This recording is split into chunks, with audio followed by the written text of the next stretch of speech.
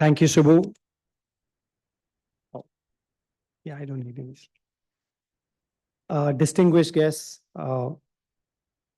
Shri Gaurav Gogoi, and all the participants of ICAS, warm welcome to you. CSTEP, or the Center for Study of Science, Technology and Policy, was founded in 2005.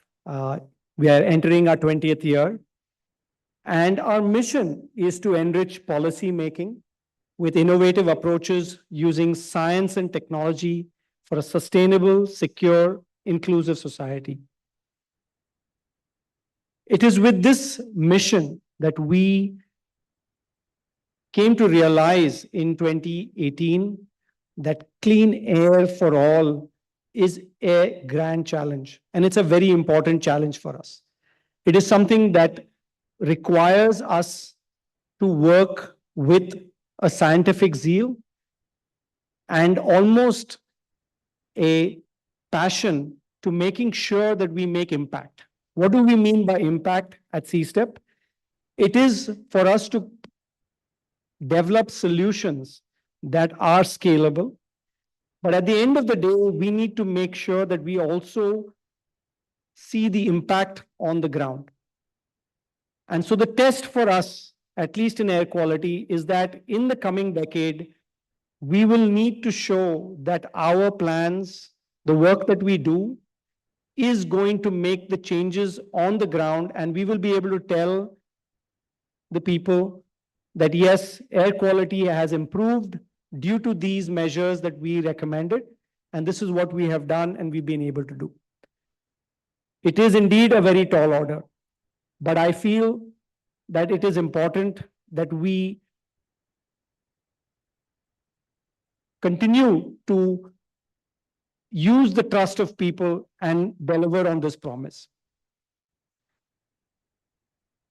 I'm incredibly happy to also note that this is the 6th year of the India Clean Air Summit. The India Clean Air Summit has managed through COVID. Maybe it's got a booster shot now with the teams that are there. But I'm actually very happy to note that we are starting to include more people into this summit. In the early days, air quality used to be a subject either for the activist or for the academic. There was nobody in the middle, and that's where we felt the need needed to be filled. And now I'm happy to note that not only do we have people from academia, think tanks, policymakers, but also industry is starting to participate in the summit. And with that, I hope we will be able to see the changes. And coming back to my earlier statement on seeing that impact that we want to see in the coming decade. I think it is appropriate that this year's theme is the participatory future of air quality management. It is indeed important because air quality is a subject. It is not something where you can identify a single silver bullet, a single cause, and say, okay, if we fix this, then everything will get solved. It is participatory because it will need the efforts of everyone and more people outside this room to be able to fix that. It is what we would call a social problem and an issue that we need to solve collectively. It's a collective action problem that we will have. So with that, I would like to invite our chief guest. Shri Gaurav Gogoi is an Indian politician and social worker of the Indian National Congress from Assam. He has been MP in the Lok Sabha since 2014 and currently represents Jorhat and is the deputy leader of the Congress party in the Lok Sabha. In addition to being a member of various parliamentary committees, he is the co-convener of the Parliamentarians Group for Clean Air. And this is a very important thing for us here. He holds a master's in public administration from New York University and a Bachelor of Technology from Guru Gobind Singh Indraprastha University. Before joining politics, he also served as a policy aide with the Permanent Mission of India to the United Nations in New York and volunteered on various projects in Cambodia, Palestine, and the United States. His key interests lie in air quality, economics, ecology, international relations, and youth development. It is my great honor to invite him on to the dais and hear from him about how we can fix our air quality in the coming decade. Thank you.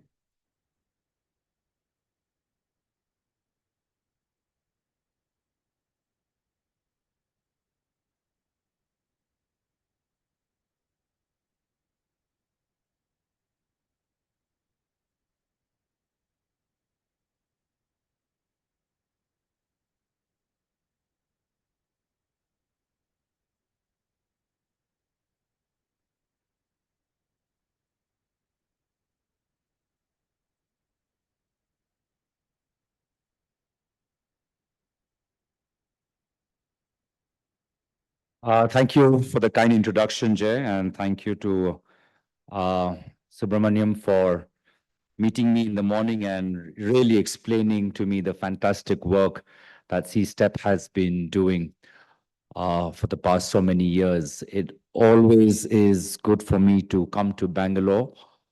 First, it gives me feedback on how my government is doing, and I'm able to relay that feedback back to Delhi.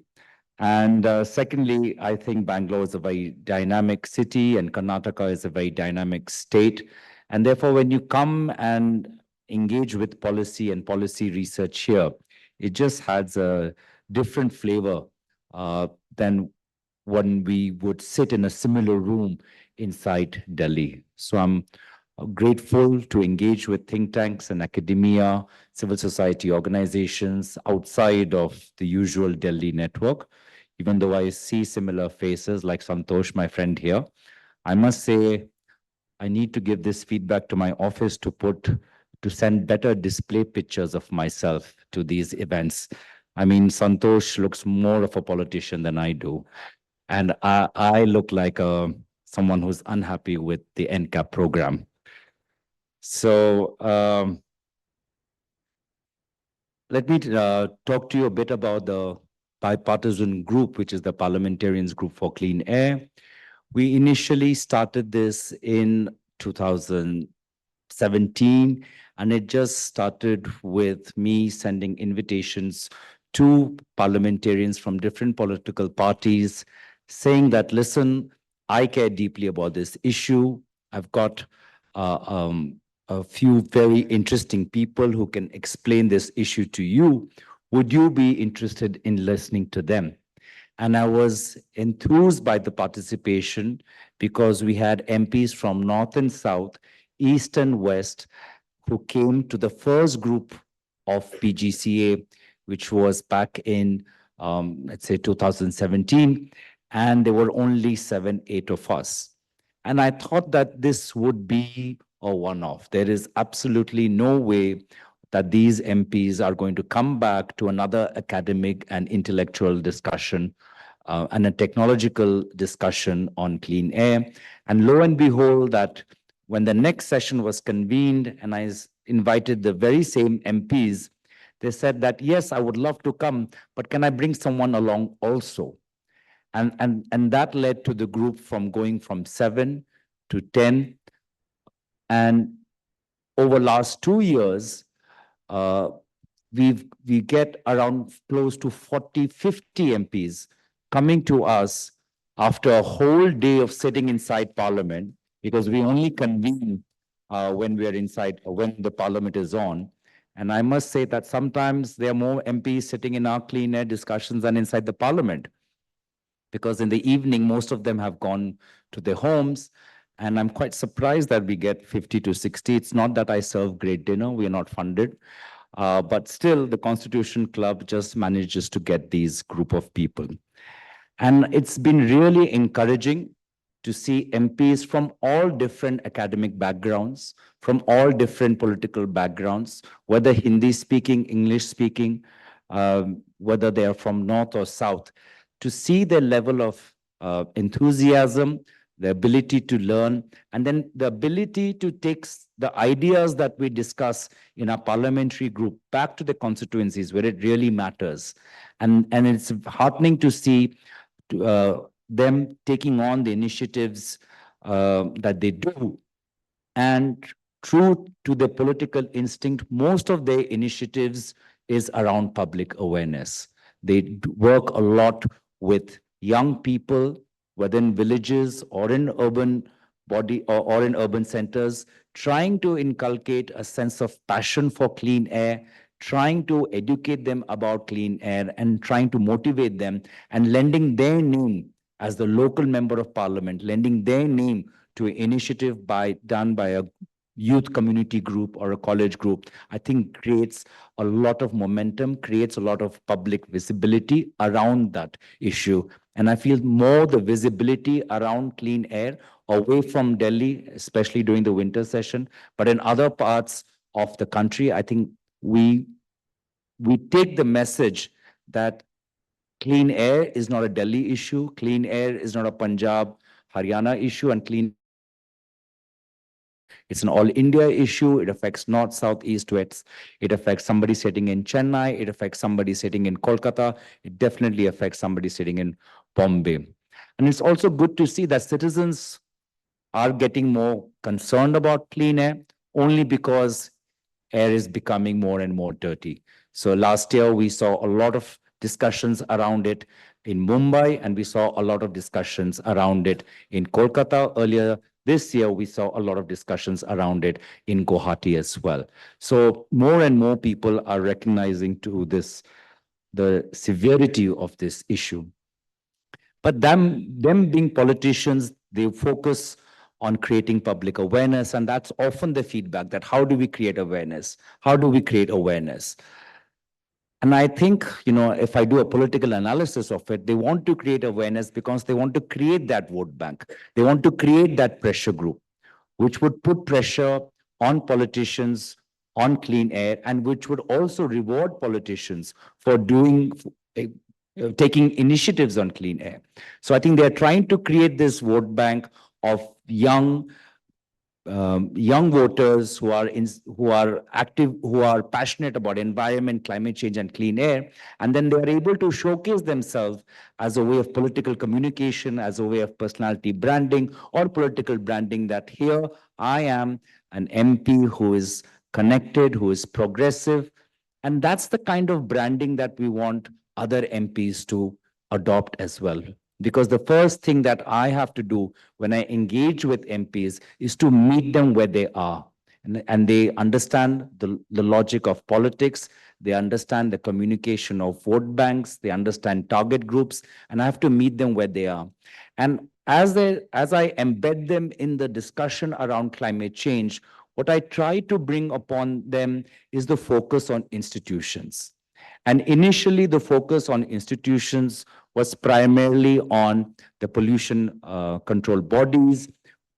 And we did a lot of our own understanding and engagements and stakeholder discussions around pollution control bodies. And we focused on legislation as well.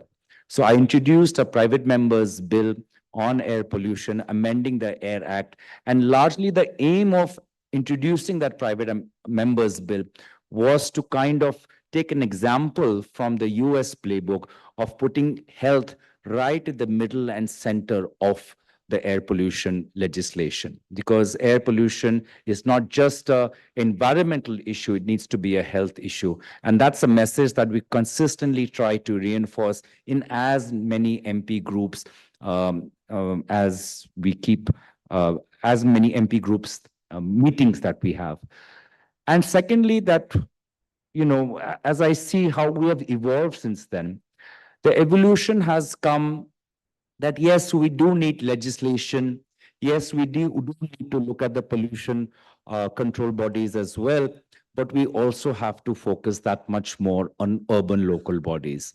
And we saw after the 14th Finance Commission, as the funds coming to the urban local bodies, and then we see the role of municipalities, especially in curbing solid waste management, especially in getting industries to use the waste or recycle the waste. We found that there's a lot of work that needs to be done at the level of urban local bodies. So most of our current work is now how do we equip the MPs with the necessary resources that will help them supervise the urban local bodies in their areas and ensure if the urban local bodies are following the government guidelines. So what we did is we come up with a resource book, which we gave to many MPs, which outlined that here are the state government guidelines, here are the central government guidelines. These are what urban local bodies need to do. These are the powers they have. These are the functions that they have. And now we encourage them to have stakeholder meetings. So in many cases, our MPs are having stakeholder meetings where they summon the urban local body as well as the local academia and the local industries and try to find out a solution for that group, for that particular area as well. So while the focus has evolved from just PCB, it has now come to PCB plus ULB. What I do hope that we can focus on in the future, like you also mentioned in your Clean Air Summit, is to focus on industry as well, because there is so much of work that needs to be done there. And again, true to being a politician, we are a public representative. So not only do we represent the concerned mother who is worried about the levels of pollutants in the air and her child who might suffer from asthma, but we also represent the workers who work in those brick kilns, who emit, and what happens to them, to their displacement. We also represent the small shops who run diesel generators because they don't have a consistent power supply. And then the Delhi High Court or the NGT will give an arbitrary ruling on shutting down diesel gensets. So what happens to them as well? And what happens to their cash flow situation? And are they able to pay their salaries to the respective workers? So we find that, there needs to be a layered approach for industry when it comes to clean air. You will have to do a lot of hand-holding for the SMEs, for those livelihoods, for those groups who are in the informal sector. At the same time, you have to have some kind of incentives for the MSMEs as to why they would adopt something which is an additional cost to them. And at the same time, you have to do a lot of signaling with respect to big polluters, with respect to big business. And here, I think, is where governments, whether at the center or at the state, will need to take some hard decisions. Here is where political leadership comes in, because you have to send a signal to the industry that we will not allow the air to be polluted because we care and we think that clean air is a right for all of us. And I think that's very important. And I think once the signaling effect is out there, once we work with the industry to kind of create that glide, to create that transition for them to adopt to lower emissions, I think that will be much more sustainable. To take a leaf out of the clean fuel framework, the government of India outlined a roadmap that for the automobile industry, that by a certain year, you would have to ensure that your vehicles run on this grade of fuel. And I think that's the approach to take. And I think industry also appreciates that. Industry understands the fact that they need to adopt to a lower emission path, but industry also is averse to arbitrary decisions, to shock decisions.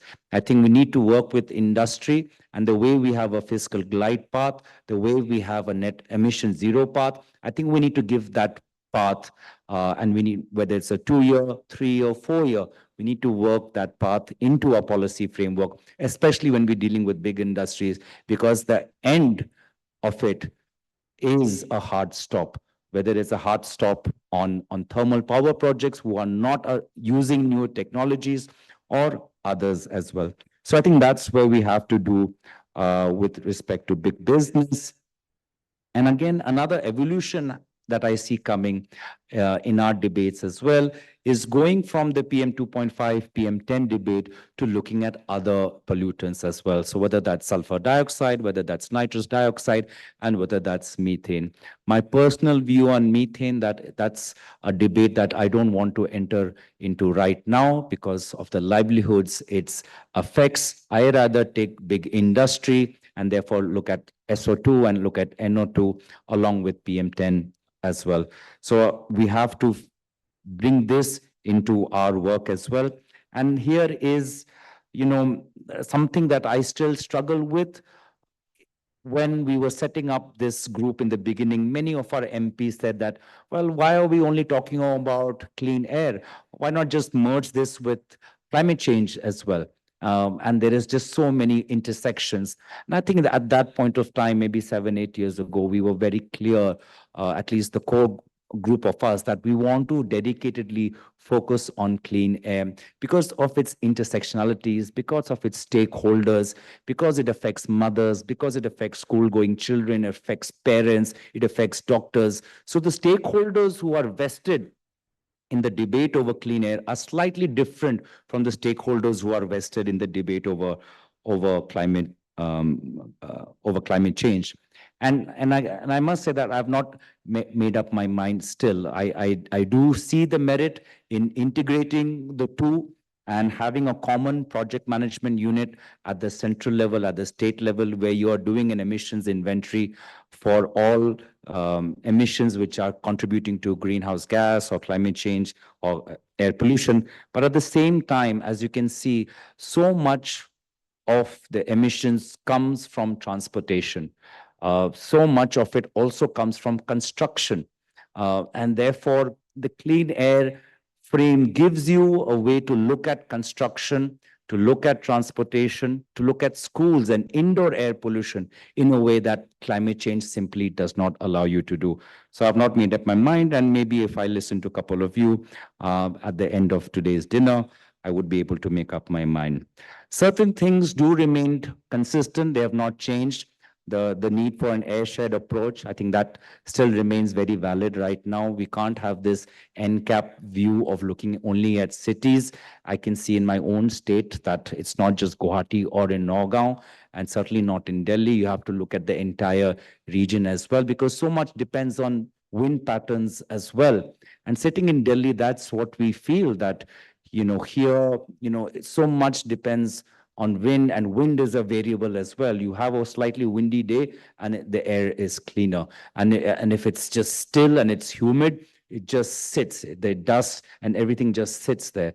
And I'm a lay person, but I would love to know that how do you factor humidity and wind patterns in your modeling as well? So while we focus on the airshed approach, I'm also more open to having an approach to expanding cooperation at a subcontinental level. So it would be good to have an understanding with what my counterparts in Bangladesh are doing, what my counterparts in Latin America are doing, because we're all looking at similar issues and we are at the same level of development and emissions as well. So it's always good to learn from each other and see what best practices that we can share and what best practices we can learn. So that's the overall thing that I do wanted to share. And I must say that, as a politician, one has to do a political analysis of this issue as well. And I said that, when I do a political analysis, 7, 8 years ago, the people who are important to a public representative are parents, are mothers, and it's essentially urban mothers, mothers who care about sending their child out, especially when it's a very polluted day. But they also clash with another set of mothers who are working mothers who don't want the responsibility of looking after their child at home. They want their child to be out, and they want their child to, they have this understanding that this is how child becomes tougher by being more exposed to pollution. But I feel that we can't just restrict this debate around just mothers and doctors who care. This needs to expand to other groups. And the first group must be employees, government employees.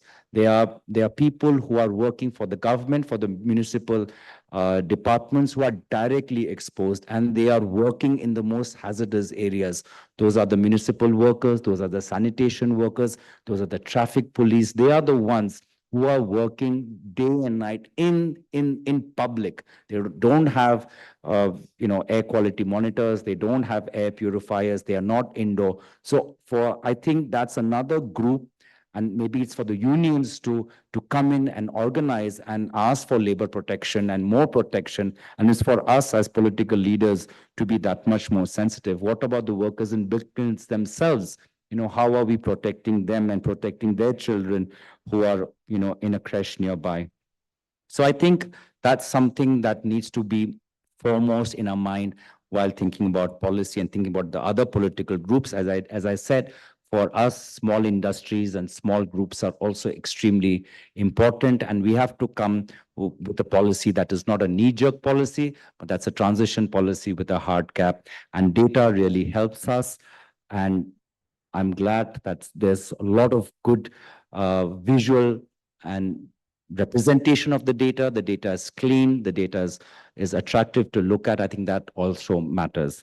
So with that, I was supposed to have 20 minutes for my opening remarks, and I've crossed my limit. So I'll end my statement here. And again, thank you very much. I hope what I said was of value. And if you have further questions, I'll be happy to take them or engage with you over dinner. Thank you very much.